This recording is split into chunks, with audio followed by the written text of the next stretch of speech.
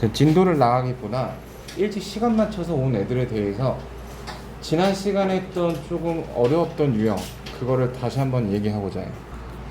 자, 개념원리 교재 13페이지, 13페이지래. 50페이지에 나온 이 발전 예제와 관련된 응용으로, 그러니까 이 유형을 이름을 붙이라면 원소의 개수를 구하는 문제에서 그 원소의 개수의 최소값과 최대값을 구하는 그런 유형이야. 그래서 그 유형에서 그 고난이도를 딱 설명하고 너네가 바로 딱 이해를 해버리면 그 고난이도가 아니겠지. 그래서 전초 작업을 먼저 하려고 하는데, 자, 우리 원소의 개수, 어떤 A라는 집합이 있을 때 그 A라는 집합의 원소의 개수를 NA 이렇게 표현을 하잖아. 그래서 어떤 집합의 원소의 개수를 물었을 때 우리가 그 녀석이 원소의 개수가 최대 얼마나 많아지는 것까지는 문제의 상황에 따라 달라질 수 있지만, 적어도 모든 상황에서 어떤 집합 A의 원소의 개수는 적어도 0개부터 1개, 2개 이렇게 올라가게 될 거야. 내가 하고자 하는 말은 개수에서 마이너스 개수라는 건 없어. 너 숫자 카드 몇 개가 갖고 있어? 저 마이너스 6개요. 개수를 카운트하는 거에서 마이너스의 개념이 없다 이 말이야. 그래서 원소의 개수가 되게 특별한 제약 조건이 없는 한 기본적으로 가장 적어질 수 있는 게 빵개라는 거야. 그 기초 사실 하나. 그 다음에 이제 집합을 연산할 때, 자, A 집합이랑 B 집합 이렇게 두 개가 있다라고 가정을 해볼게. 자, 두 개를 합집합할 때 어떤 상황에서 그 합집합이 가장 많아지고 어떠한 상황에서 그 합집합이 가장 적어지니, 일단 기본적으로 A, B가 요 정도 크기로 고정이 돼 있다라고 가정을 해볼게. 자, 그래서 내가 지난 시간에 이거 손바닥 이렇게 그림자로 비교해줬는데, 자, 여기서 한번 내가 이걸 갖고 놀아보죠. 자, B를 갖고 이렇게 왔다 갔다 해볼게. 자, 이렇게 되면 합집합이 커지니 작아지니? 작아지지. 왜냐면 합집합이라는 거는 A 영역, B 영역 해서 최대한 넓게 퍼뜨리는 건데, 지금 이렇게 있을 때가 제일 큰 거고, 이렇게 해버리면 중첩되는 게 많아져서 결론적으로 얘네 둘이 합산한 영역은 작아질 거야. 그치? 자, 그래서 합집합이 커지기 위해서는, 자, 먼저 두 가지 상황을 또 여기서 소분해 줘야 되는데, 전체 집합이 충분히 넓을 때,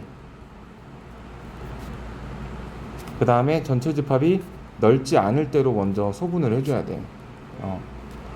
자, 전체 집합이 이런 식으로 넉넉하게 넓을 때는 A, B가 서로 더운 날 여름에 두 사람처럼 최대한 멀리 떨어져 있으면 그게 최대가 돼요. 그래서 그 최대가 바로 그냥 NA하고 NB를 더한 값이 최대가 돼요. 그렇죠? 동의할 수 있죠. 반면에 이 방이 좁아. 얘네 둘이 완전 미어 터지고 있는 거야, 이렇게. 자, 이런 상황에서는 방이 좁기 때문에 A, B가 최대한 넓히려고 한들 결국에 조금은 겹칠 수밖에 없게 된다. 자, 그러면은 최대값이 뭐가 될까? 얘네가 두 개를 다 합해버리면 이미 U를 넘어버려. U를 넘어버려서 방이 넓지 않을 때는, 즉 다시 말해서 NA하고 MB를 더한 게 이미 전체 집합을 넘어버린 이런 상황을 말할 때는 그냥 최대로 얘네가 떨어질 수 있는 게 전체 집합이 돼버린다. 그쵸? 좁은 방에서 막 이미 낑겨 있어. 근데 거기 우리가 아무리 떨어져 봐야 그 좁은 방 크기 전체 크기가 된다라는 말이야. 자, 이런 기초 사실 그냥 공감 정도 해주시면 돼요. 자, 다음으로 교집합 연산을 살펴볼게. 자, 역시 집합 A랑 집합 B가 있어. 얘네가 크기가 같을 수도 있고 뭐 다를 수도 있어. 근데 그건 상관이 없어. 자, 교집합은 뭐 하는 거예요? 공통 영역을 고르는 거죠. 그러면은, 자, 생각해봐. 자, 이전보다 교집합이 커졌니? 이렇게 움직여서 커졌죠. 자, 어때? 더 커졌죠? 그러면은 에라 모르겠다. 한쪽에 그냥 흡수가 돼버리면 교집합이 제일 크겠네. 자, 교집합의 상황에서 가장 큰 맥스의 상황은 예를 들어서 A라는 집합이 B 집합보다 더 원소의 개수 규모가 크다라고 가정했을 때 그 교집합의 최대값은 그냥 그 작은 녀석 B 그 자체가 되는 거야. 어떤 상황? 그냥 A에 B가 이렇게 들어가 버린 상황. 자, 다음으로 교집합에서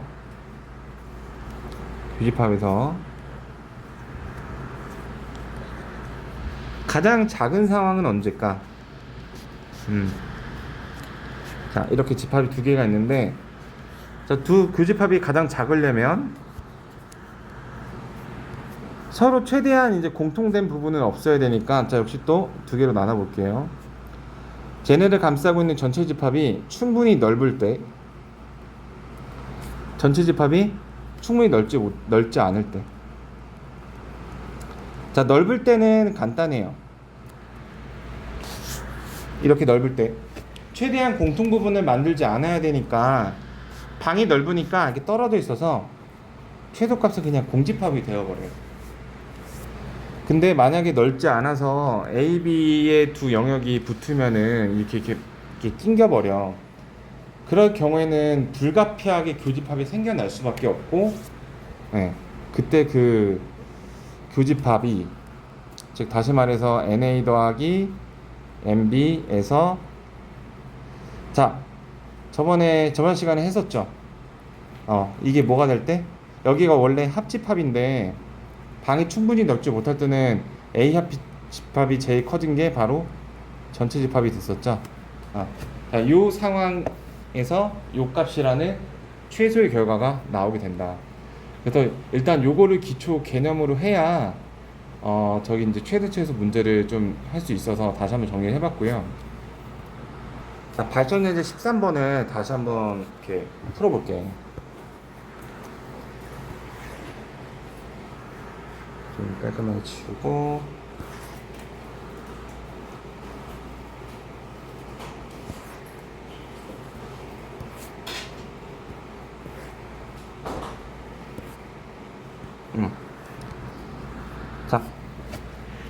자, 여러분들 문제 봐볼게요.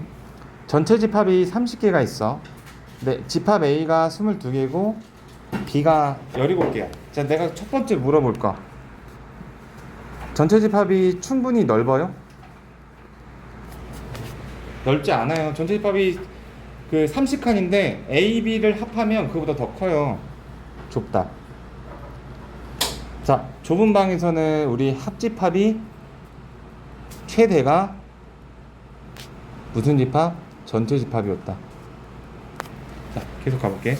지금 이 문제에서는 교집합의 최대 최소를 구하래, 이 녀석에. 자, 그럼 교집합의 관계식이 어떻게 됐죠? NA 더하기 NB에서 NA 합 B를 빼면 됐었죠? 마찬가지로 합집합은 NA 더하기 NB에서 교집합을 빼면 되는 거였고, 자, 이런 식이었단 말이에요. 자, 근데 지금 NA의 값이 22로 고정되어 있고 NB의 값이 17로 고정이 되어 있어.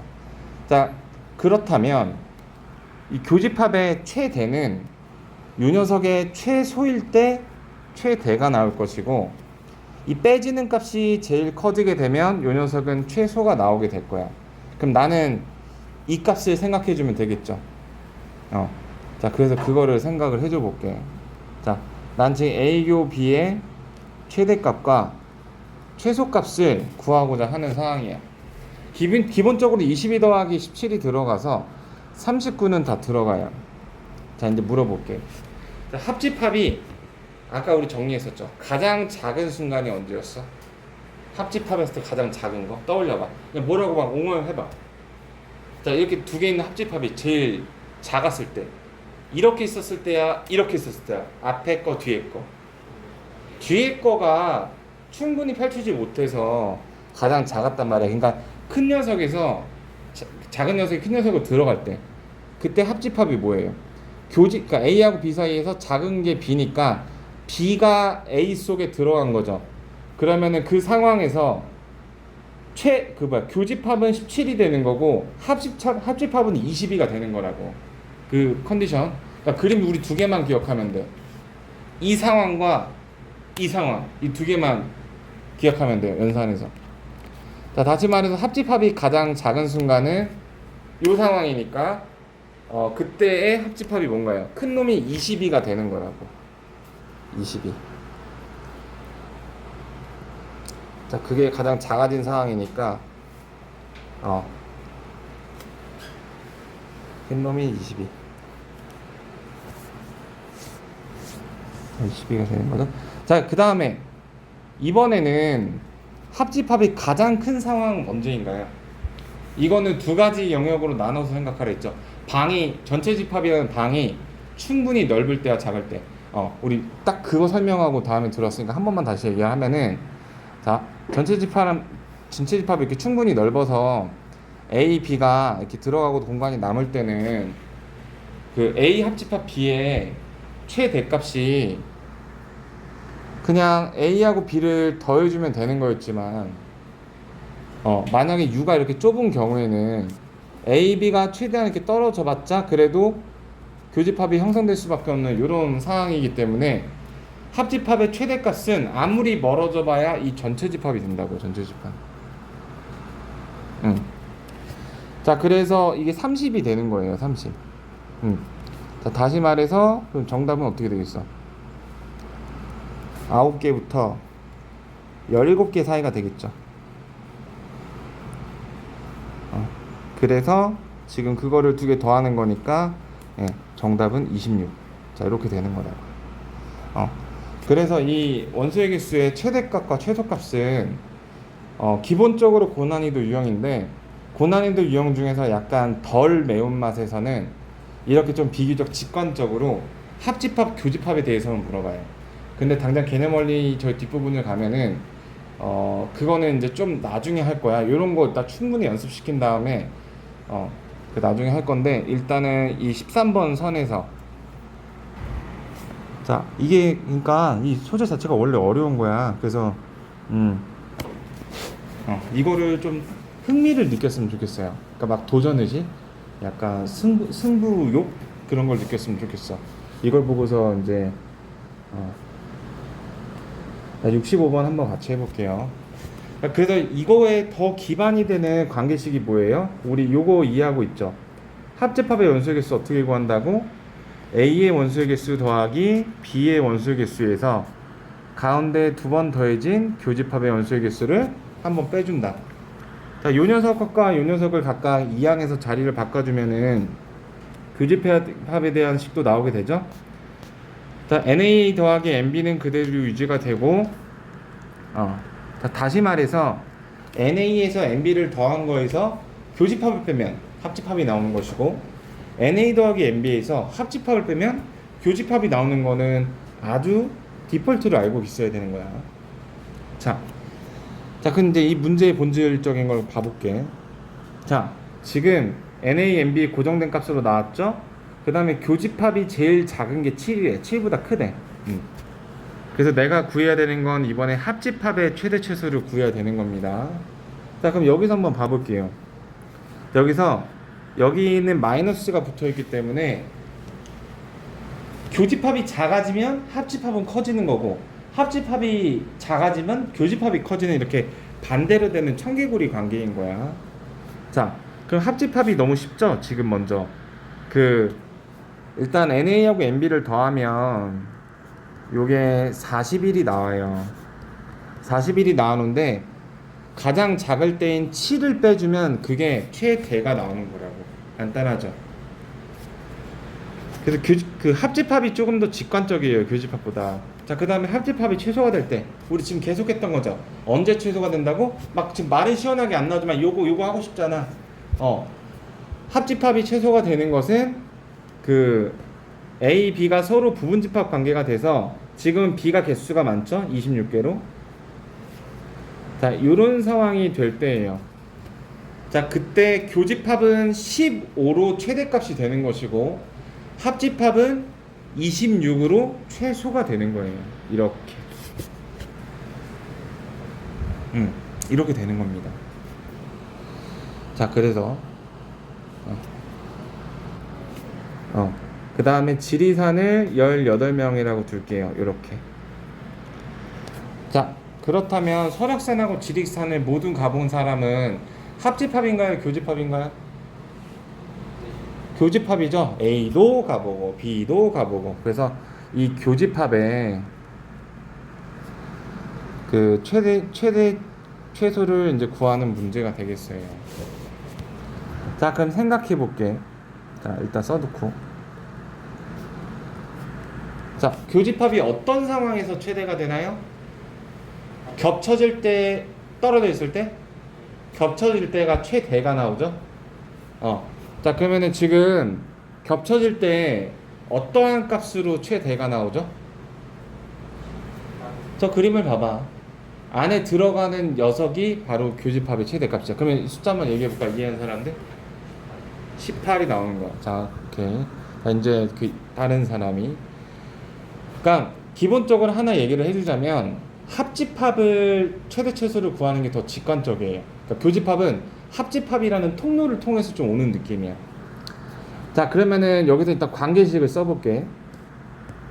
자, 우리 교집합이랑 합집합 그 관계식이 어떻게 됐었죠? NA에서 NB를 더한 다음에 무슨 짓을 하면은 교집합이 나왔었어요?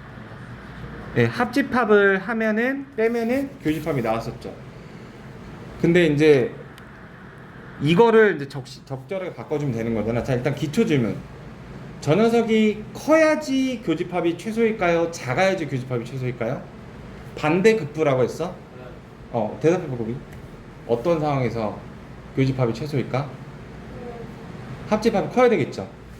자, 근데 여기서 한 가지 이제 판단을 해줘야 될 게 저기서 큰 방, 작은 방으로 비유를 했던 거야. 만약에 전체 집합이 이렇게 넓은 방이면 그냥 합집합의 최대는 아주 단순하게 A, B 더한 것 자체가 최대가 돼버려요.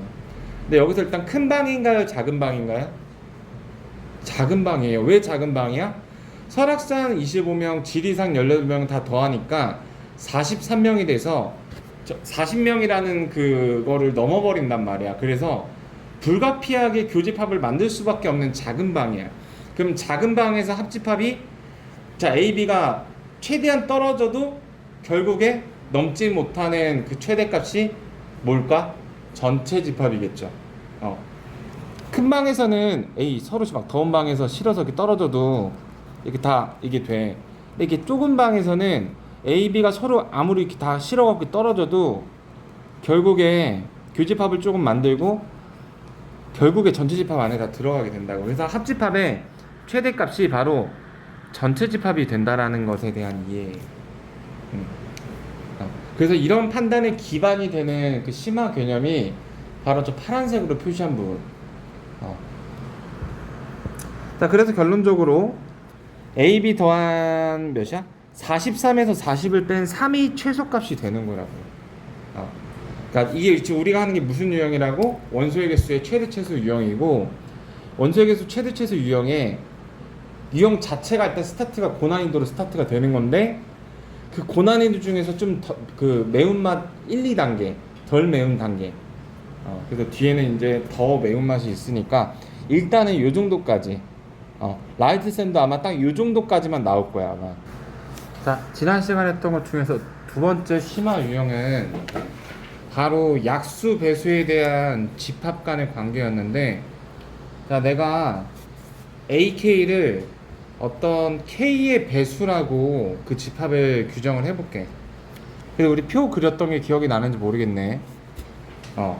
내가 집합을 설정할 때 어떤 약수의 집합을 설정할 수도 있고 배수의 집합을 설정할 수도 있고, 그리고 이 집합들 간에 교집합을 해볼 수도 있고 합집합을 해볼 수도 있다라고 했었어.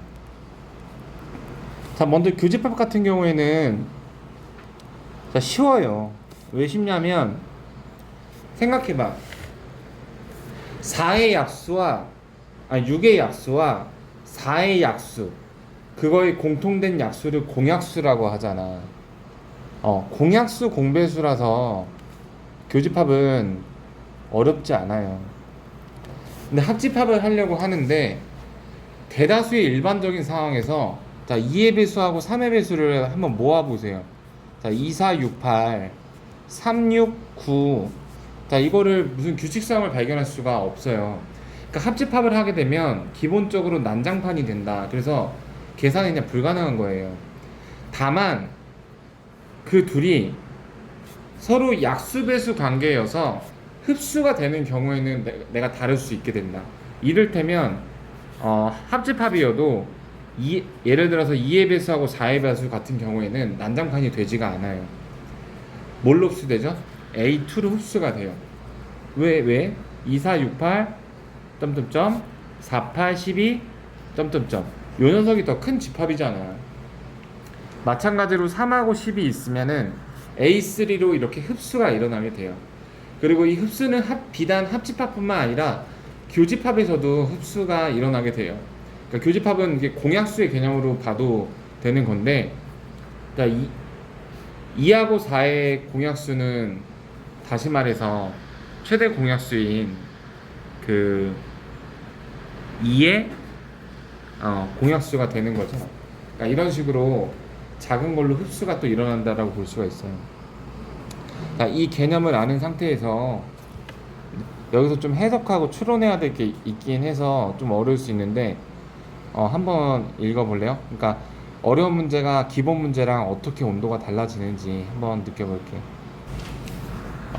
43번을 같이 보면 여기서 먼저 배경적으로 알아야 될 게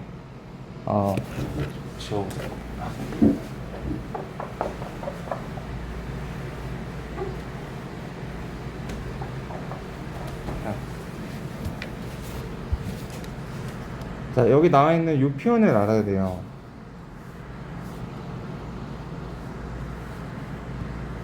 자, 이 표현. 이 표현은 6으로 나눴을 때 그 나머지가 2라는 표현이야. 우리 검산식 배웠던 거 기억나? 7이라는 숫자를 3으로 나누면 몫이 2이고 나머지가 1이어서 우리 검산식 세우면 7은 3 곱하기 2 더하기 1이었죠. 그래서 저 모양식은 6으로 나눴을 때 나머지가 2입니다. 자, 그러면은 7k 플러스 1이다. k가 의미하는 정수다. 자, 이 표현은 뭐가 되냐면 어떤 숫자를 7로 나눴을 때 나머지가 1이 되는 녀석이다. 이런 식으로 읽어줄 수 있어야 돼요. 자, 8k 플러스 3이다. 그러면은 8로 나눴을 때 나머지가 3인 녀석, 몫이 k고. 자, 이런 식으로 읽어줄 줄 알아야 됩니다. 자, 이 문제 시작해 볼게요. 자, 먼저 여기 나와 있는 이 식을 우리가 정리를 해줄 필요성이 있는데, 자, 교집합은 언제나 환영이랬고 합집합은 서로가 약수배수 관계일 때만 정리가 용이하다 했어요. 근데 약수배수 관계가 아니잖아. 그래서 일단은 분배 법칙을 해줘야 돼요. 이렇게 무조건. 자, 그러면은 3의 배수하고 4의 배수는 12의 공배수, 3하고 4가 서로소니까 합집합. 자, 3하고 6은 교집합하면은 A6으로 흡수가 되죠. 자, 이렇게 됐어요. 자, 이렇게 해놓고 나니까 어떻다? 서로가 이제 약수배수 관계니까 흡수가 가능해지겠죠. 자, A6가 더 크니까 결론적으로 이 문제는 A6라는 녀석의 원소의 개수를 구하라고 하는 문제야. 다시 말해서 K에다가 6을 대입하면 되는 거예요. 자, K에다가 6을 대입하면은 A6는 자, X를 원소로 할 건데 X가 6n 플러스 2라는 자, 성격을 갖고 있대요. N은 정수고. 자, 그래서 여기까지 잘 해놓고서 여기서 또 잠깐 한번 멈칫을 했을 거야. 자, 근데 X가 지금 50 이하의 자연수죠. 자, 내가 얘를 이렇게 생각해 보면 어떨까? 6으로 나눠서 나머지가 2라는 거는 좀 말이 어려워요. 그러면은 차라리 2를 다 빼면 X-2라는 거는 6의 배수이다. 이렇게 생각을 하는 게 더 간단해요. 자, X가 50 이하의 자연수면은 X-는 2는 48 이하의 숫자야. 자, X가 자연수이면 되기 때문에, 그러니까 X가 아무리 작아도 1이면 되기 때문에 1보다 크거나 같으면 되기 때문에 X-2는 마이너스 1보다 크거나 같으면 돼요. 자, 이렇게 바꿔볼게. 자, 그럼 정리해 볼게요. 자, 우리가 집중할 건 x가 아니라 x-2예요. 자, x-2는 6의 배수입니다. 근데 48 이하예요. 그러면은 근데 마이너스 1부터 시작할 수 있어. 자, 그러면은 48 이하에 있는 그 6단을 외워보면은 6 곱하기 1부터 6 곱하기 8까지 갈 수 있고, 여기서 조심해줘야 될 게 x-2는 마이너스 1부터 가능하기 때문에 6 곱하기 0도 들어간다라는 점이야. 아시겠죠? 그래서 총 정리를 하면 x가 6n 플러스 2 나오는데, 자, 6의 배수 외워봐 하면은 다들 잘 말해. 근데 6으로 나눴을 때 나머지가 5인 숫자들 말해봐 이러면은 하고 머뭇거려. 그러니까 우리가 기본적으로 이거는 상식적인 거, 당연한 거야. 6의 배수를 생각하는 게 쉬운 거는 인지상정이고 당연한 거기 때문에 그렇게 바꿔주는 거야. x-2로 바꿔준 만큼 이제 x가 자연수여야 되니까, 자연수가 뭐예요? 1보다 크거나 같은 거잖아. x-2는 마이너스 1보다 크거나 같은 걸로 새롭게 변형도 생각해 줘야 되는 거고. 그래서 이렇게 나오는 거예요. 그럼 0부터 8까지 몇 개야? 9개가 되는 거예요. 그래서 그 좀 어려운 문제는 단지 이거를 정리하는 걸 넘어서 어떤 누가 막 설명해 주지 않는 이 계산 과정에서의 어떤 아이디어, 이런 것도 어떤 다른 사람과 상대적인 차이가 있을 수 있다. 그런 거예요. 자, 일단 오늘의 좀 고난이도는 부족하지 않은 거니까. 자, 이 집합은 여기까지 일단락이 되고요. 뭘 마지막으로? 원소의 개수의 최대 최소를 마지막으로 일단락이 되고요. 명제라는 말을 배우게 되는데, 자, 집합과 명제의 공통점은 명확한 기준을 요하고 있다는 점이에요. 집합 같은 경우에는 명확한 기준을 갖고서 모여야만 집합으로 인정되었다면, 명제는 명확하게 참 또는 거짓을 이야기할 수 있어야 돼요. 그래서 참 또는 거짓, 이게 포인트야. 그래서 예를 들면 나는 키가 3m 이상이다. 그래서 막 예를 들어서 내 키가 뭐 175야. 그러면은 거짓인 게 명확하죠. 그러니까 집합이랑 약간 비슷한, 뉘앙스가 비슷해. 예를 들어서 나는 잘생겼다. 그러면은 이게 명확하지가 않은 거예요. 왜냐면 우리 엄마가 봤을 때는 내가 잘생긴 거고, 막 친구들이나 다른 사람들이 객관적으로 봤을 때는 또 그렇지 않을 수 있는 거고, 이렇게 다 달라질 수 있다는 거예요. 요게 동그라미고요. 요거는 집합이 아니게 되는 거겠죠. 자, 그래서 집합이랑 좀 비슷한 느낌이 있어요. 근데 여기서 조심할 거는, 우리 집합에서 뭘 조심하라고 했었죠? 너무 터무니없어서 원소가 없는 것들, 키가 4m 이상인 사람들의 모임이 원소의 개수가 없는 거지 집합이 아닌 건 아니라고 했던 것처럼, 여기서도 터무니없이 거짓인 명제가 아닌 것은 아니란 얘기예요. 그러니까 명제가 맞다란 얘기예요. 너무 터무니없게 틀린 말이라도. 그래서 일단 그러니까 어려운 내용이 아니니까 좀 편안한 마음으로 가볍게 농담 따먹게 하듯이 하나하나 봐볼게요. 그러니까 4는 2의 배수이다. 요거는 참인 명제가 되는 것이고, 3은 5의 약수이다. 자, 틀린 게 명확하죠? 그럼 명제라고 인정은 되는 거예요. 다만 거짓일 뿐이에요. 자, 서울하고 인천은 가깝다. 이런 표현은 대표적으로 명제가 아니게 되는 거죠. 왜냐하면 사람에 따라서 다를 수 있으니까. 그리고 4번 같은 게 이제 중요한데, 자, EX는 8이다. 지금 X가 미지수라서 정해지지 않았잖아. 그래서 X의 값에 따라서 참 거짓이 달라지니까 이거는 명제라고 할 수가 없는 거예요. 그리고 후에 이런 거를 그 조건이라고 불러요. 조건. 조건이 뭐냐면은 문자 X에 따라서 내가 참 거짓을 컨트롤할 수 있는 경우를 조건이라고 그래요. 컨트롤. X를 내가 4로 세팅을 하면 얘는 참이 되는 거고요. 4가 아닌 다른 숫자로 세팅을 하면 거짓이 되는, 이렇게 그 변수가 들어가서 컨트롤할 수 있는 거를 조건이라고 불러요. 그래서 어떤 명제를 가리킬 때 집합에서 대문자 A로 지칭한 것처럼 명제에서는 소문자 알파벳으로 결정을 하고 되게 PQR 순서로 많이 써요. 어떤 명제를 가리킬 때. 자, 근데 내가 그 명제를 부정해서 표현할 수가 있어.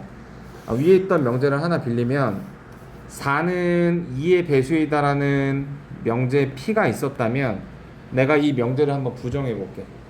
부정하면 어떻게 되냐면은 기호르는 이렇게 물결을 써서 나피라고 쓰고요. 나피는 이제 말 그대로 아니다를 붙이는 거야. 4는 2의 배수가 아니다. 그럼 나는 지금 P라는 명제를 부정을 한 거예요. 자, 그렇다 보니 만약에 명제 P가 참이었다면 180도 반대말로 한 나피는 거짓이 되는 거고, 거짓이면은 참이 되는 거예요. 그러니까 완전 이렇게 참거짓이 뒤바뀌는 거예요. 그리고 거짓을 다시 한 번 더 부정을 하게 되면 원래대로 되돌아온다. 자, 이렇게 정리를 해볼게요. 네, 단편적인 사실이고. 자, 그래서 방금 말했던 조건. 그러니까 조건은 방금 말한 명제식에서 미지수, 변수가 들어가는 거예요. 그래서 내가 이 변수를 컨트롤함에 따라서 참으로 만들어줄 수도 있고 거짓으로 만들어줄 수 있는 그런 왔다 갔다 하는 그런 녀석을 조건이라고 부르게 돼요. 그래서 조건은 명제야 아니야? 명제가 아닌 거야. 참거짓을 명확하게 할 수가 없으니까. 근데 여기서 재밌는 점이 조건이 그렇게 어떤 P가 나왔어요. 명제는 아니에요. 조건이 하나가 더 나오면 이 둘이 연합하면은 얘가 명제가 돼요.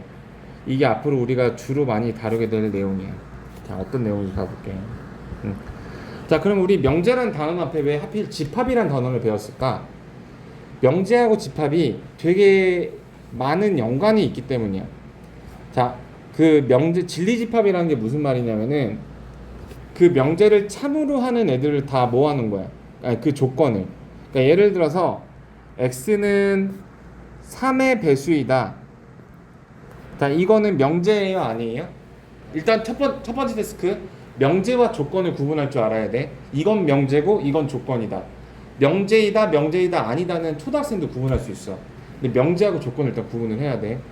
자, 이거는 명제가 아니라 조건이죠. x의 값에 따라서.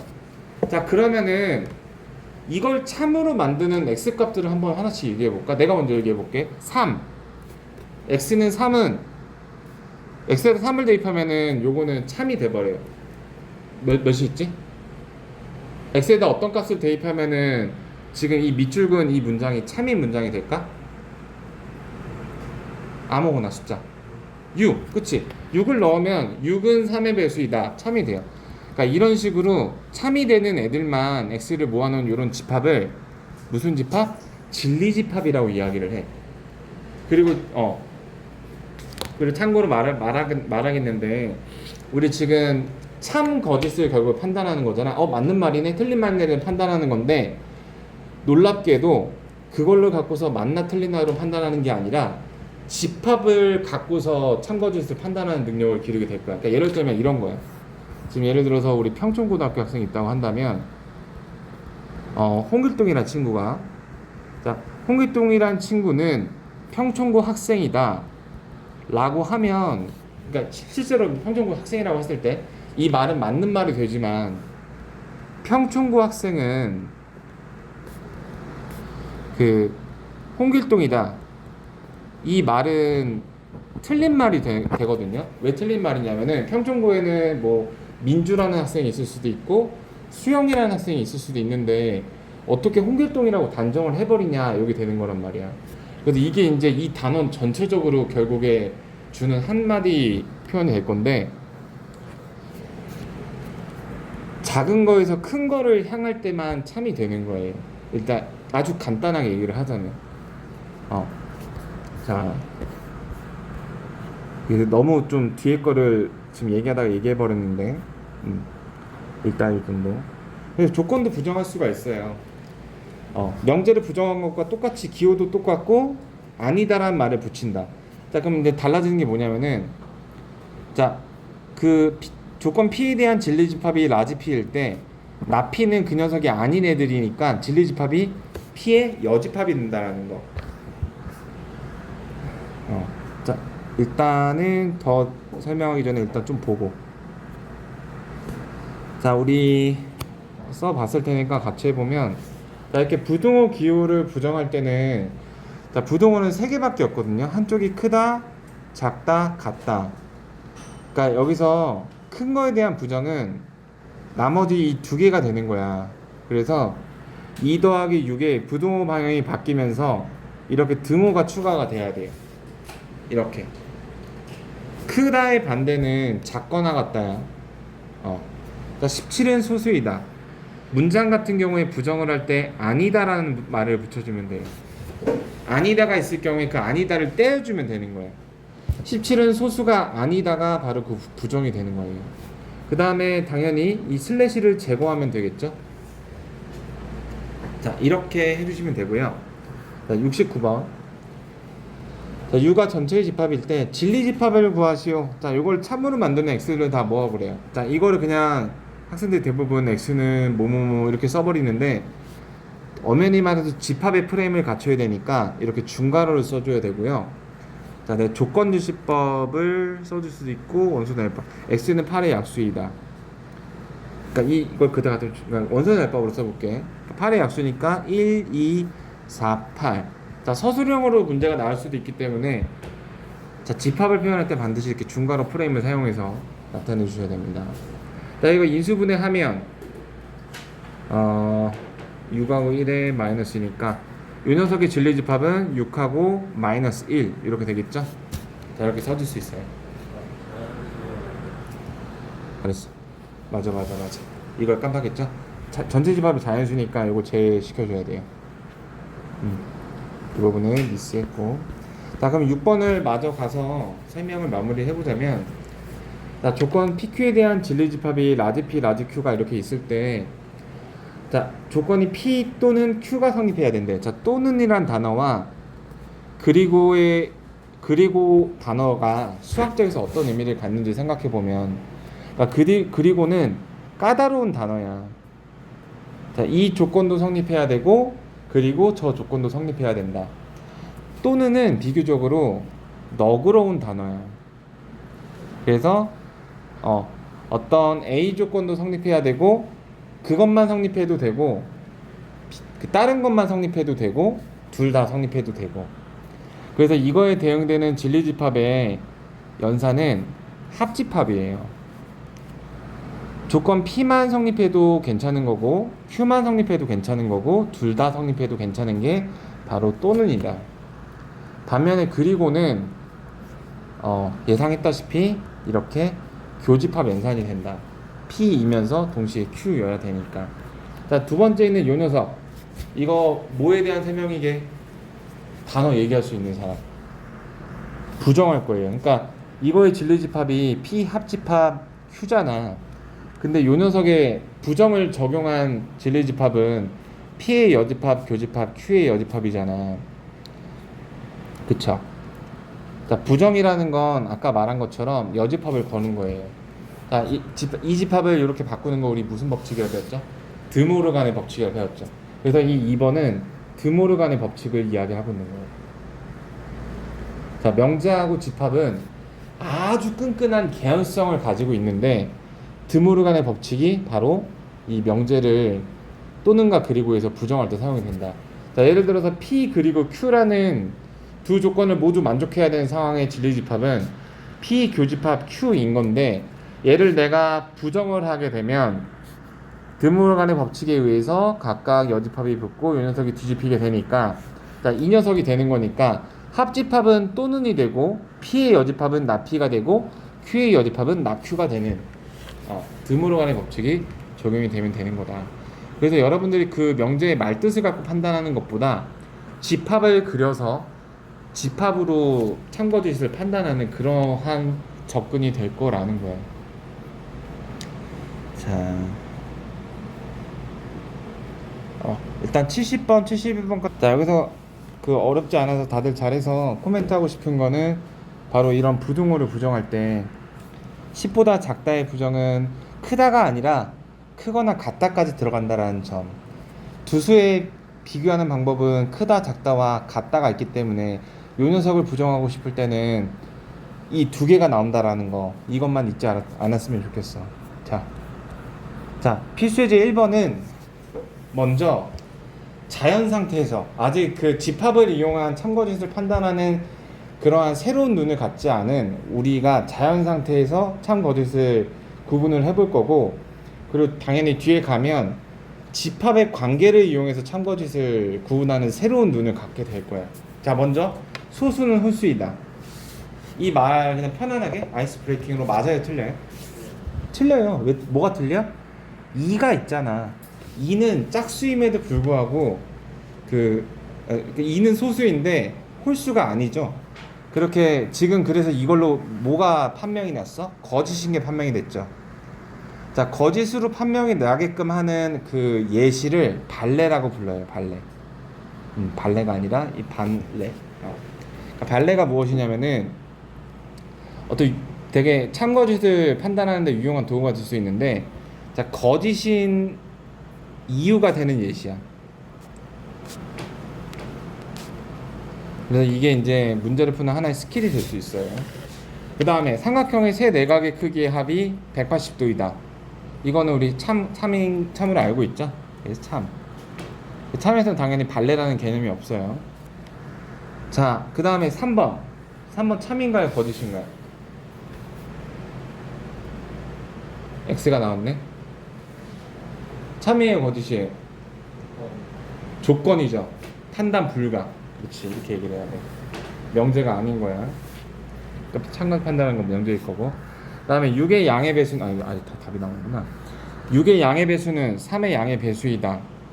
자, 6의 양의 배수는 6, 12, 18인데 3은 3, 6, 12 이렇게 가는 거죠. 9. 자, 18 이런 거 골라볼게요. 3의 양의 배수 맞아요. 그러니까 맞아요. 자, 아까 잠깐 언급했지만 일단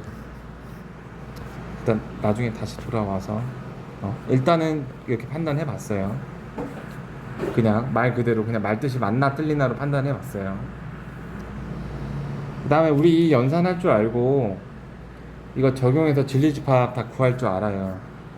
그러니까 내가 이제 하고자 하는 말은, 자, 아까 말한 것처럼 조건하고 명제는 구분이 되는데 조건이 두 개가 크로스를 해버리면, 연합을 해버리면 그게 명제가 돼버려요. 그러니까 조건하고 조건이 만나면 그게 명제화가 되어버려요. 이게 무슨 말이냐면은 조건이 서로 포지션을 잡는 거야. 자, 조건 PQ가 있는데, 야, 너는 가정이라는 포지션을 맡아, 나는 결론이라는 포지션을 맡을게. 이런 명제가 되어버려요. 자, 가정과 결론이 뭐냐면은 약간 이런 느낌이야. 뭐뭐이면 뭐뭐이다, 이런 식의 문장을 구성하는 거예요. 앞에 있는 게 뭐뭐이면, 우리 영어 가정법에서 if절이 뭐뭐이면 이렇게 해석이 되잖아. 이게 가정이야, 가정. 뭐뭐이다, 이게 결론이에요.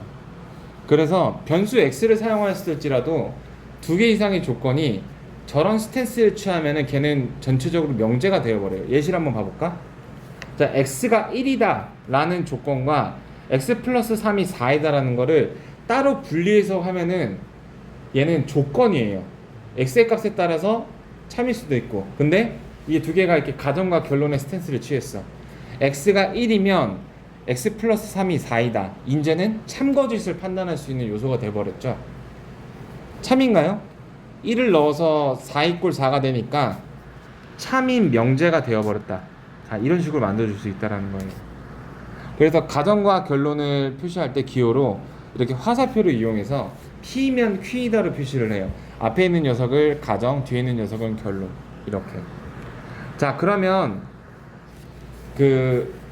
이렇게 조건이 결합해서 나온 명제가 아닐 때는 말 그대로 우리가 판단을 해줘야 돼요. 뭐 저 친구는 키가 뭐 2m 이상이다, 이런 건 판단을 해줘야 되는데, 이런 식으로 조건 두 개가 결합돼서 생성된 명제는 뭘 이용해서? 집합을 이용해서 참거짓을 판단할 수가 있어요.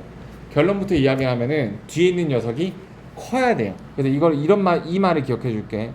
소충이면 대필이다. 소충 대필. 입에 착착 좀 감기지 않니? 소충 대필. 이게 무슨 말이냐면은 작은 거에서 큰 방향으로 가야 참이라는 거예요. 자, 아까 했던 예시를 다시 상기해 볼게. 길동이는 평촌고 학생이다. 자, 평촌고라는 집합은 길동이를 포함해서 민주, 뭐 서린이 막 되게 많은 인원을 담고 있는 집합이고, 길동이는 그냥 길동이 하나예요. 그래서 얘는 참이 된단 말이야. 하지만 평촌고 학생은 길동이다 이렇게 해버리면 아까 말한 것처럼 거짓이 되어버려요. 자, 두 조건이 있는데 작은 쪽으로 화살표를 쐈기 때문인 거지. 그래서 뒤에 있는 조건, 결론이 더 큰 전제여야 한다라는 말로 일축을 할게요. 자, 아까 발레에 대한 얘기가 나왔고 집합에 대한 얘기를 해보면, 그러니까 다시 말해서 Q라는 녀석의 진리 집합이 벤 다이어그램으로 이런 관계여야만 한다라는 거예요. 자, 그러면 여기 있는 요 그림을 봐볼게요. 요 그림에 이제 갖는 의미가 중요한데, 자, 이 색칠된 녀석이 왜 발레가 될까? 자, 지금 요런 상황이 돼야 돼요. P면 Q이다. 그러니까 다시 말해서 Q가 P를 삼키고 있는 요런 상황이 되는 상황인데, 지금 이 빨간색으로 표시한 이 부분은, 저 부분은 이제 저게 성립이 되고 있지만 회색으로 표시한 부분 때문에 P가 Q에 못 들어가고 있잖아. 그래서 이 명제가 결국에 거짓이 되는 이유가 되는 거야. 여러분부터 얘기를 하자면, 그러니까 모든 참거짓은 이제부터 집합의 포함 관계를 표현할 수가 있어요. 자, 아까 봤던 이 약수배수 관계를 봐볼게. 10의 양의 약수이면 6의 양의 약수이다. 아까는 말뜻을 가지고 판단을 했었죠. 24 같은 숫자를 보고서 어디 생각해보자, 얘 6이 약수인가? 이런 식으로 판단을 했었잖아. 근데 판단의 그 페이지, 패러다임이 아예 바뀌게 돼. 자, 10의 양의 약수에 해당하는 진리집합을 구해볼까? 1하고 12, 2하고 6, 3하고 4 이렇게 될 거야. 그치? 6의 양의 약수를 구성하는 거 1, 2, 3, 6 이렇게 되겠죠. 자, 이렇게 갔을 때 뒤에 있는 조건이 커야 되죠. 크나요? 더 빈곤하단 말이야. 1, 2, 3, 6밖에 없단 말이야. 그래서 얘는 거짓이라고 이렇게 판단해 주는 거예요. 실제 말뜻으로도 그래요. 자, 그럼 우리 발레 한번 찾아볼까? 거짓이 됐어요. 그럼 발레가 필연적으로 등장하게 되는데 발레를 이야기해 보세요. 그러니까 다시 말해 1, 2, 3, 6에 들어가지 못하게끔 하는 얘만의 요소 4나 12 이런 애들이 다 발레가 되는 거야. 이 두 개가 발레가 되는 거예요. 자, 4는 분명히 12의 약수인데 6의 약수가 아니게 되는 거잖아. 이 말에 태클을 거는 말이잖아. 이렇게 찾아줄 수 있다. 그래서 이게 왜 중요한 의미를 갖냐면은 말뜻을 가지고 판단을 하면은 가끔 사람이 좀 애매하고 두루뭉술해질 때가 있는데, 집합은 누가 크다 작다가 아주 깔끔하잖아. 그래서 아주 중요한 의미를 갖는다고. 자, 그래서 우리는 원시적인 방법과 지금 새로 도입한 방법 두 가지로 다 판단을 해볼게. 1번 3의 배수이면 6의 배수인가요? 예를 들어서 9라는 숫자를 예를 들면은 이거 6의 배수인가요? 자, 말뜻을 갖고 재래식적인 방법으로 거짓인 걸 판단했죠. 그리고 발레가 x는 9라는 걸 판단을 해냈어요. 이거를 새로운 방법인 집합의 대소관계로 판단해 볼게. 3, 6, 9, 12 이게 진리집합이죠. 얘는 6하고 12, 18 이게 진리집합이죠. 자, 누가 더 큰가요? 아니, 이렇게 물을게. 뒤에 있는 녀석이 더 집합이 큰가요? 그렇지 않으니까 거짓이 되는 거예요. 그러니까 말뜻으로 하는 거는 약간 사람이 순간적으로 이렇게 혼돈할 수 있지만 이건 깔끔하다고. 자, 이 녀석의 진리집합은 x가 1 또는 2예요. 자, 여기 들어가는 거는 참이죠. 그러니까 이렇게 수직선을 나타내면 이거는 0하고 4 이렇게 되는 건데 1, 2는 이거에 확실히 포함되는 부분집합이잖아요. 자, 3번. 자, 이건 이제 이런 거는 좀 헷갈릴 수 있어요. 자, 3번 한번 해보세요. 3번 같은 경우는 막 진리집합을 뽑아내면 그 방법을 적용해도 살짝 좀 애매한 부분이 있을 수 있어요. 그래서 집합을 전반적으로 활용을 하되 때로는 발레의 도움이 필요한 게, 그러니까 수학이든 모든 문제에서든 제일 중요한 게 명백해야 되잖아. 머릿속에서 두루뭉술한 기분이 정말 1도 없어야 된단 말이야. 그래서 나 자신을 완벽하게 믿을 수 있어야 된단 말이야. 3번을 굳이 집합의 논리로 껴맞추면 이렇게 되는 거지. 지금 가정의 진리집합은 루트 2, 마이너스 루트 2를 가지고 있어요. 하지만 그 x 더하기 y가 무리수가 되는 진리집합은 얘를 원소로 가지고 있지 않아요. 그쵸? 이 녀석은 더 이상 무리수가 안 나오기 때문에. 그래서 얘가 그 발레가 되는 거라고. 아까 그 집합에서 P하고 Q의 여기서 순수 P가 되는 거라고. 그러니까 결론부터 말해서 발레는 뭐다? 순수 P다. 가정의 순수한 영역이 발레가 되는 거예요. 자, 지금 집합에 대한 벤 다이어그램이 나와 있고 어떤 명제를 줘놓고서 그것에 거짓인 걸 보이래. 자, 거짓인 걸 보이는 원소를 우리 뭐라고 얘기한다고? 발레라고 얘기를 한다고, 발레. 자, 그러면 요게 참이 되기 위해서는 어떤 관계가 돼야 돼요? Q하고 P의 여집합하고 요런 관계가 되어야 참인 거죠. 자, 그러면은 내가 P의 여집합을 먼저 구분해서 표시를 해줘 볼게. P의 여집합은 지금 하늘색으로 표시한 게 P의 여집합이에요. 자, 그러면은 아까 발레라고 한 게 뭐라고?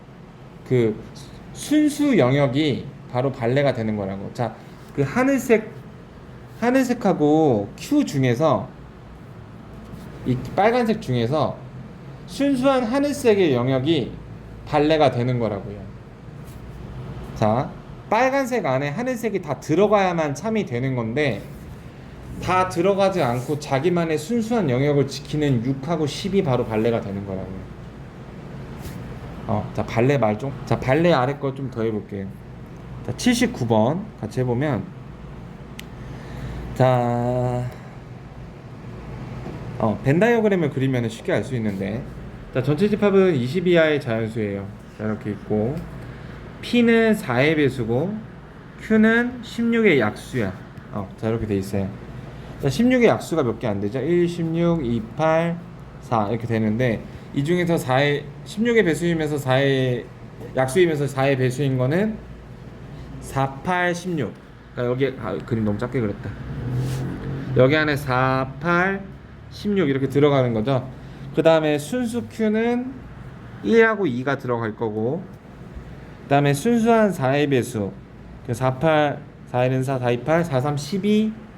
이것도 12하고 헷갈리겠다. 4, 4, 16, 4, 5, 20 이렇게 들어가겠죠. 그럼 안 들어간 숫자들이 지금 밖에 다 있는 거야. 자, 1, 2, 3, 4, 5, 6, 7, 8 있죠? 9, 10, 11, 12 있죠? 13, 14 없고, 그 다음에 15, 16 있고, 17, 18, 19 이렇게. 벤 다이어그램을 완전 완성해버렸어. 자, 설명을 위해서. 자, 그러면 이제 문제에서 묻는 상황이 뭐냐면은 P면 Q에다가 거짓이어야 된대. 자, 이게 참이 되기 위해서는 뒤에 있는 녀석의 진리집합이 이게 커야 되죠.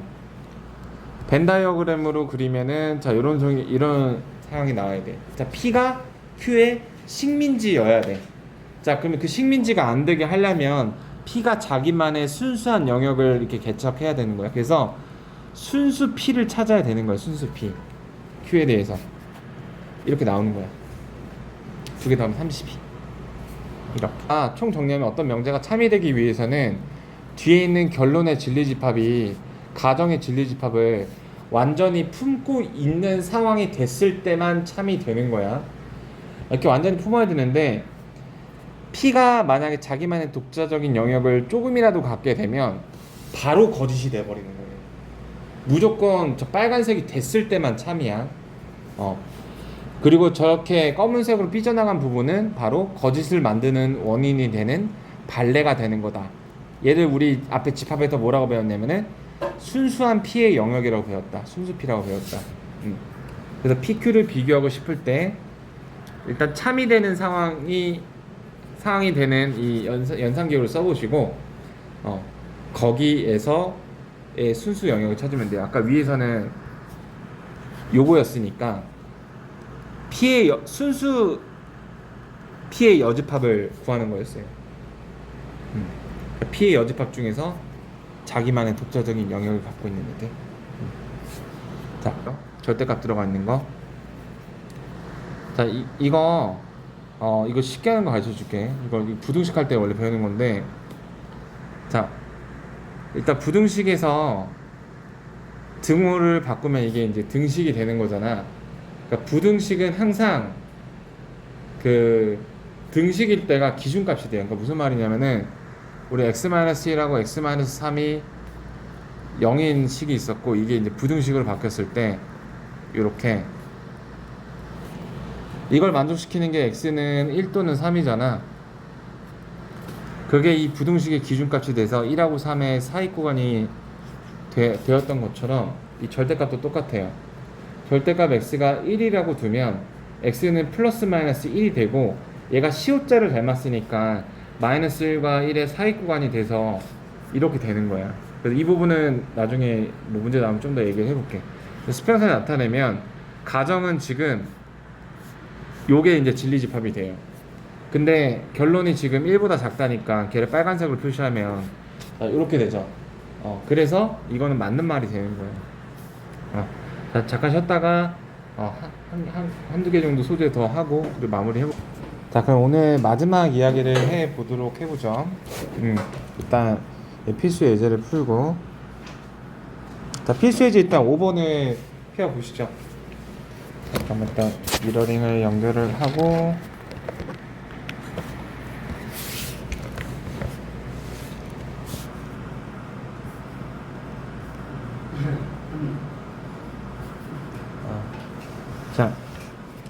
자 5번에서 명제 나 P는 Q가 참이어야 한다라는 말은 결론 Q의 진리집합 Q가 나 P인 P의 여집합을 부분집합으로 갖고 있어야 된다는 이야기와 일맥상통하죠.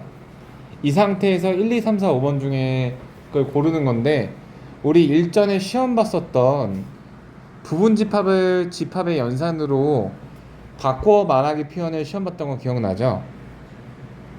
자, 그래서 그거에 맞게 해주면 되는 건데, 그러니까 지금 요런 관계인 거를 고르면 되는 겁니다. 자, P의 여집합이 Q에 포함이 될 때 P는 그 여집합에 대한 여집합이니까 이 관계는 모르는 거예요. 일단 결론 답이 4번인 이유가 뭐냐면 우리 시험 봤던 거에서 5번에 어떤 내용이 있었냐면은 가장 잘 외워지지 않는 공식이라고 했었어. 자, 큰 녀석과 합집합, 작은 녀석의 여집합을 합집합하면 전체집합이 나온다는 내용이 있었고 요게 바로 4번에 해당이 돼요. 나머지 2, 3, 5번만 한번 지켜보면은 자, 지금 Q하고 P의 여집합의 관계가 나와 있을 뿐 그 P의 여집합에 대한 여집합, 즉 P하고의 관계는 알 수가 없어요. 알 수가 없다기보다는 누구 한쪽이 포함된다 이렇게 말을 할 수가 없어요. 자, P하고 Q는 서로수도 아니고요. 벤 다이어그램 그려보면 할 수 있죠. P하고 Q가 같다라고 볼 수도 없고. 자, 이거를 해설에서는 벤 다이어그램을 그려봐라 그런 판단이 된다 이 말이 틀린 건 아닌데 이 5번을 푸는데 가장 간결한 풀이는 그 우리 시험 봤던 거 그걸 이용해서 4번을 찾아내는 거야. 그럼 식이 바로 나오니까. 벤 다이어그램을 갖고서 한번 하나씩 이렇게 대조해 볼 수도 있겠지만. 자, 그 다음 필수 예제 6번은 우리 별표를 하나만 박아둘게요. 이게 우리 부등식 단원에서 많이 다뤘던 접근인데 나는 개인적으로 이 유형의 이름을 기무빙 유형이라고 정했어요. 이게 무슨 말이냐면은 우리 부등식에서 이 경계값이 되는 이런 애들을 내가 기준값이라고 불렀을 때 뭐 x가 3하고 4 사이다 이런 식으로 기준값이 확실하게 정해진 경우가 있다면 이런 식으로 문자가 들어가 있어서 정해지지 않아서 말 그대로 무빙하고 있다 그런 말인데, 자, 그래서 이거 문제 풀다 보면은 기억이 날 거예요. 명제 P면 Q에다가 참이 된다라는 말은 자, 진리집합 간의 관계가 다음 벤 다이어그램과 같아야 된다는 걸 의미를 하고, 자, 수평선을 그려볼게요. 자, 4하고 마이너스 2a하고 이렇게 사이 구간이에요. 그 다음에 P가 들어가야 되니까 마이너스 2하고 a 플러스 1이 이렇게 들어가죠. 우리 이거 한번 언급했을 거야. 뭐라고 더 적폐라는 키워드를 썼었죠. 그러니까 더 적힌 작폐. 작은 것이 폐구간일 때만 조심하라는 거 기억나는지 모르겠네. 다시 한번 얘기해 볼게. 이게 무슨 말이냐면은 자, 잠깐. 자, 우리 그러니까 이런 기준값이 움직이는 이런 유형에서 일단 지금 이 문제에서 이렇게 해줘야 돼요. 자, 먼저 마이너스 2a가 마이너스 2랑 비교했을 때 커야 되죠, 커야 되나요, 작아야 되나요? 자, 이거 마지막 좀 이것만 집중을 유지해 볼게요.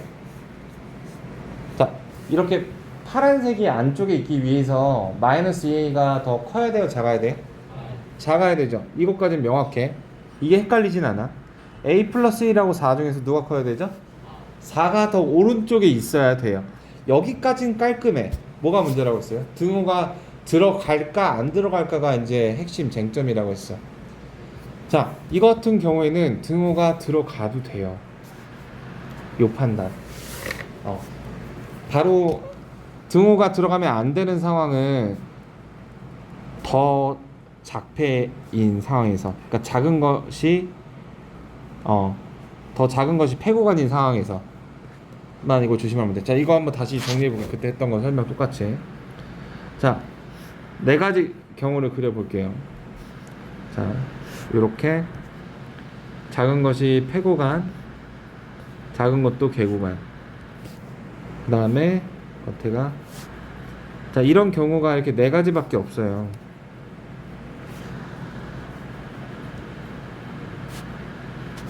자, 그 구간이 두 개가 있어요. 안쪽에 있어야 되는 녀석과 바깥쪽에 있어야 되는 녀석. 자, 여기서 지금 등호가 포함된다라는 건 이 녀석과 이 녀석이 이렇게 올라간다라는 거야. 그러니까 이렇게 겹쳐지는 거, 그거를 의미하는 거예요. 자, 그게 이제 등호가 들어간 상황인데, 이 세 가지 상황은 결론부터 말해서 등호가 들어가도 돼요. 그러니까 등호가 안 들어가는 상황은 바로 작아야 되는 녀석이, 작아야 하는 녀석이 더 커진 상황을 이야기하는 건데, 바로 1번 같은 경우만 조심해주면 된다라는 거야. 자, 1번은 더 작아야 되는 녀석이 폐구간이죠. 더 작폐 상황이란 말이야. 더 작폐 상황. 얘 같은 경우에 이 검은색이 여기로 올라가게 되면 문제가 생겨요. 만약에 이렇게 같아져서 이렇게 같아지면은 분명히 저 빨간색이 더 안쪽에 있어야 되는데, 더 큰 사람은, 더 큰 녀석은 이걸 안 갖고 있는데 얘는 갖고 있어서 하극성이 벌어진다고. 하극상이. 근데 2, 3, 4번은 다 괜찮아요. 둘 다 빵꾸기 때문에 어차피 공평하게 똑같이 안 갖고 있어서 괜찮단 말이야. 둘 다 색칠돼 있기 때문에 어차피 둘 다 가지고 있어서 괜찮다 이 말이야.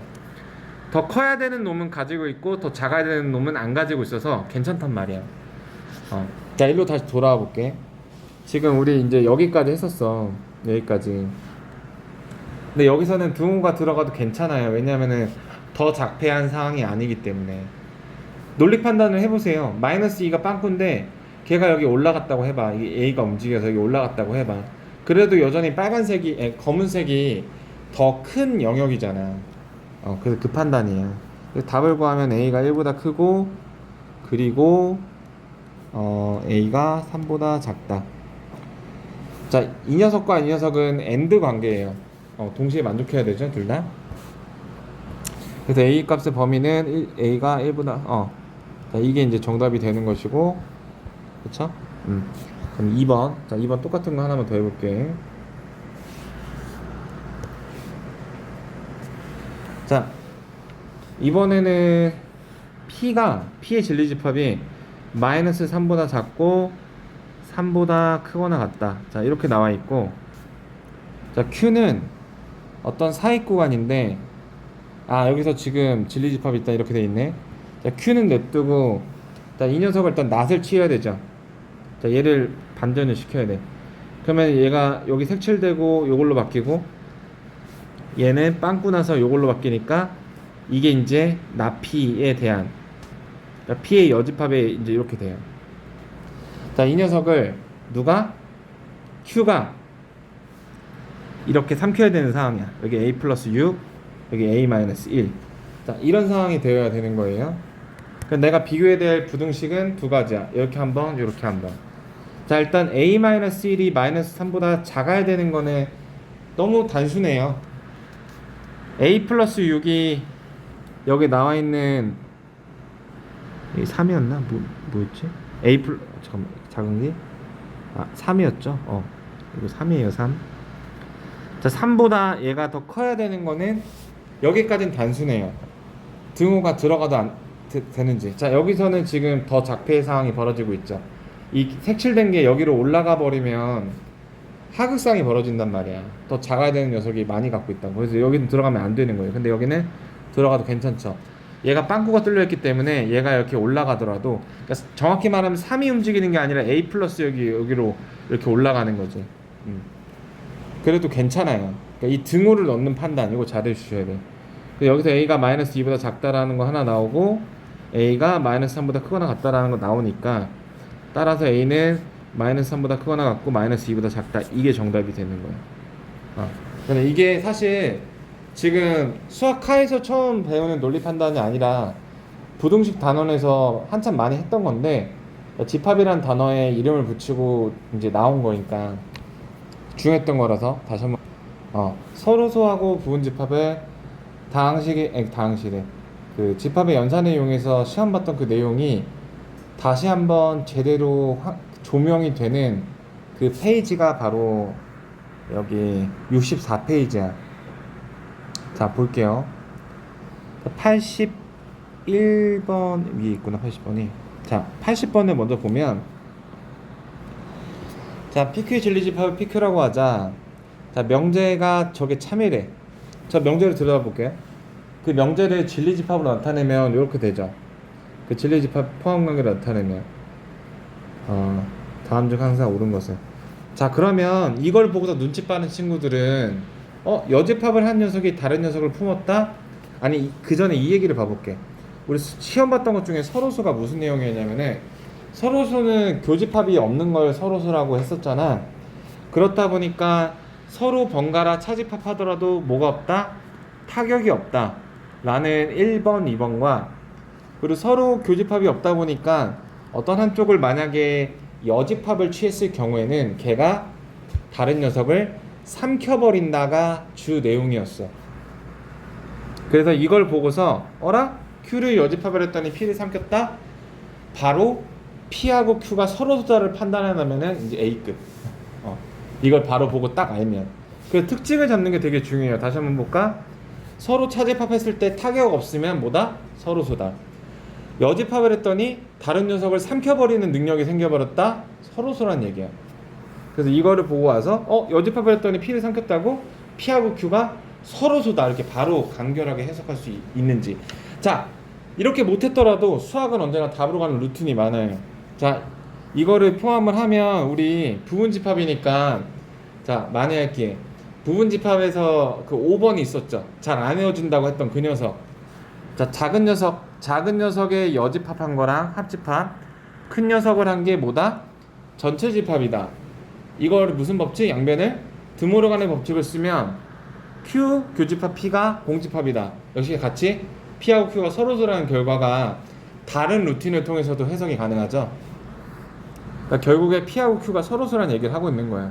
그러니까 우리 코가 긴 동물을 코끼리라 하기도 하지만 제일 무거운 동물을 코끼리라 하기도 하고, 막 그 코끼리라고 파악하는 능력이 중요할 때 되게 다양한 단서로 파악할 수 있는 눈이 있으면 좋은 거겠죠.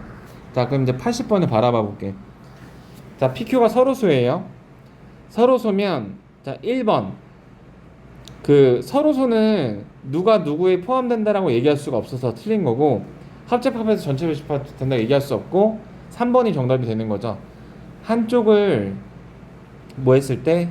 저거 했을 때, 여집합했을 때 다른 녀석을 삼키게 된다. 그 다음에 4번은 이거는 서로수에 대한 이야기가 아니죠. 뭐에 대한 얘기야? P가 Q의 부분집합일 때 하는 얘기죠. 그 다음에 5번은 Q 빼기 P니까 Q가 P의 부분집합일 때. 4, 5번은 PQ가 부분집합 관계일 때 하는 거고, 81번도 같이 서로수에 대해서 얘기를 하고 있어요. 여기서는 비교적 간단하게 P 교집합 Q가 바로 공집합, 즉 서로소 관계인 거 얘기해 줬죠. 자, 여러분들이 한번 말해봐봐. 자, 그 기역, 니은, 디귿, 리을, 미음 중에서 그냥 답이 되는 게 딱딱 보여야 돼요. 자, 니은은 아닌데. 그러니까 그 핀트가 뭐냐면은 여집합을 해버리면 그놈이 큰 전제가 되는 거 고르는 거예요. 우리 그 조건에서 뒤에 있는 녀석 결론이 큰 전제라고 했었어. 자, 그러면 답이 딱딱 보이죠. 디귿이랑 미음이 되는 거야. 자, 다시 한번 얘기를 하면은 디귿하고 미음의 특징은 바로 화살표의 끝에 있는 이 녀석의 물결 부정이 됐다라는 소리야. 이 말이 무슨 말이냐면은 이 녀석을 여집합을 한 거란 소리야. 그 녀석이 더 큰 전제가 된다. 그러니까 이거에 부합되는 내용이라는 거지. 서로소 관계에서는 여집합을 먼저 달아버린 녀석이 대장이 된다. 이렇게 그렇게 간결하게 하는 거예요. 자, 그다음 82번은 이제 부분집합이죠. 이것만 좀 얼른 얘기가 맞출게. 저 뒤에 거는 우리 예시 많이 풀어줬으니까 지금 풀어보고. 자, 합집합을 했을 때 P로 흡수가 된다. 이거 무슨 말이야? Q가 부분집합이다. 그쵸? 그래서 그 시험까지 본 건 다 이유가 있어. 그냥 고통을 주기 위해서 본 게 아니야. 자, 교집합을 했더니 R이 나왔다는 게 무슨 말이야? R이 더 작은 녀석이다. 그러니까 지금 이렇게 서열관계가 있네요. 그러니까 지금 P가 제일 큰 놈이니까 PQR 요런 관계에 있는 거야. 그러니까 부분집합 가지고 노는 얘기죠. 위에 문제가 서로소 갖고 노는 얘기였다면, 자, 부분집합일 때, 자, 1번 보자. Q가 R을 삼키고 있대. 맞는 말이야. 벤 다이어그램에서 확인 가능하죠. P가 Q를 삼키고 있대. 맞는 말이야. 물결 없는 거. 자, 우리 부분집합에서 무슨 내용이 있었어? 부분집합에서 여집합을 붙이면은 뭐가 된다? 전세가 역전이 된다. 다시 말해서 2번을 판단하면 나달이 나Q를 먹고 있다라는 말은 원래 거에서는 Q가 R을 먹고 있다라는 거야. 맞는 말이죠? 자, 나Q가 나P를 먹고 있다라는 말은 원래 거에서 P가 Q를 먹고 있다라는 말이니까 맞는 거고 답이 5번이 되는 거야. 자, 나P가 나달을 먹고 있다. 원래 거에서는 R이 P를 먹고 있다는데 R은 P를 먹고 있지 못하죠. 이런 식으로 하는 거야. 그래서 오늘 한 것 중에 이제 마지막 한 것 중에서 좀 헷갈릴 수 있는 게 시험 봤던 거를 다시 상기시켰던 걔네들, 그 서로소하고 부분집합을 연산을 이용해서 우회적으로 나타냈던 거, 이거 다음 시간에 한번 다시 언급할 거고. 그래서 오늘 했던 거 잘 정리해 보시고 풀어보시면 되겠어요. 오케이, 여기까지.